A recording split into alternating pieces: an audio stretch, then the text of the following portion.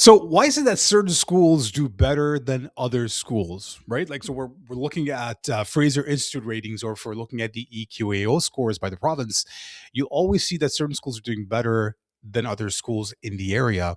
The part that always used to kind of puzzle me was why is it that they're in the same area? You're literally looking at one school catchment connected to the next school catchment, but the scores can be drastically different. One could be like a 9 out of 10, and the other one is barely holding out to 7.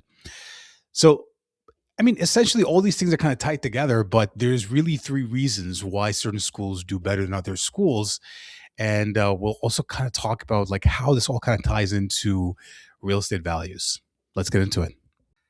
So, point number one can be related to the parents themselves. I remember talking to a teacher, a high school teacher, many, many years ago, and he was sort of like a temp teacher, and he would teach at different schools. So he was in some really good rated schools and some not so good rated schools. And I asked him, and I said, why is it that certain schools do better? And in his opinion, he said, you know what, parent involvement is the key. And I believe that is one of the main reasons. Typically, in good school catchments, you have parents who are very, very involved. Now, that might also have to do with affluence as well. So, if you have parents who, like, maybe it's um, a a family where the husband's the only one who works and the mother has time to kind of focus on the kids' education, that parent is going to be more involved with the kids. Additionally, both parents are involved with the kids. You have the father and mother who are both sort of educated. They know how sort of the system works, what to look for. They can give their kids a heads up for certain things because they too have been through the system. They've learned from their mistakes. They don't want their kids to repeat those mistakes. And in that sense, the parents are always there, kind of guiding their kids. They're showing up to those parent teacher meetings. And that support system goes a long way. I mean, growing up in Canada myself, I have seen the difference of what impact parent involvement has on a child's education. When your kid comes home and tells you, "Hey, a certain teacher is not marking properly," for example, you then go and have a meeting with that teacher, and you're able to see where the gaps are and kind of connect the two, and put your kid on a better path. And those are only possible. And you and your kid and your teacher can all be on the same page. That's only possible if you meet. And so I would say that that's probably the strongest reason why, the averages in a certain school, like the scores are higher, is because the parents are really involved with the academics, with the teachers, with the administration, and everybody's on the same page. So I would say that definitely has to be the strongest reason why certain schools do better than other schools. All right. So the second reason, which is sort of kind of tied into the first reason, is that the parental involvement is not just limited to the child, not just to their children's academic performance at home, but they're also kind of keeping tabs on what's going on in the school. They're in touch with the principal, with all of the teachers, with the administration.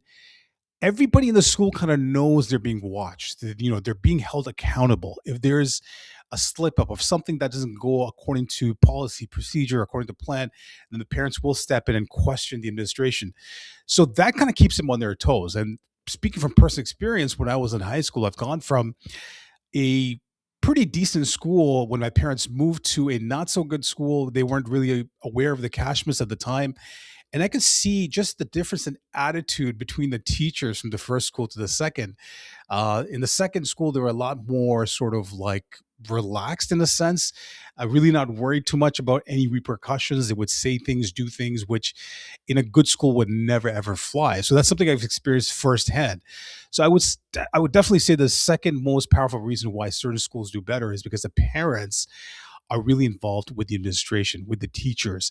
A lot of these schools or the parents in these schools have like these WhatsApp groups where they're constantly keeping tab on any red flags, any activities happening in the school which may be of concern. So there you go. Number two has definitely got to be with the parents' involvement in the school itself.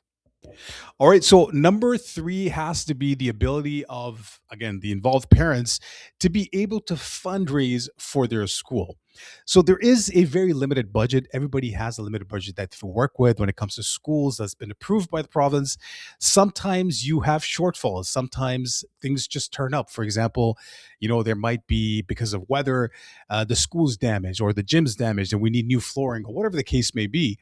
When you have an affluent neighborhood, you have people who are able to get together, fundraise, and give large amounts to give that school what they need. to fill in the gaps, which kind of gives them again an advantage over other schools, over other different communities. Now, I do believe there's other angles to this as well. Obviously, it's a tax write off. You're kind of donating to the school, and then it's also money that's kind of coming back to you. Yes, you are donating to the school, you're fundraising for the school. That is happening, and it is improving the quality of the education. But at the same time, if the scores stay high, if the reputation of that school remains stellar, then guess what happens to your property values? They continue to go up. If anything, you're just kind of securing your long-term gain in your property values.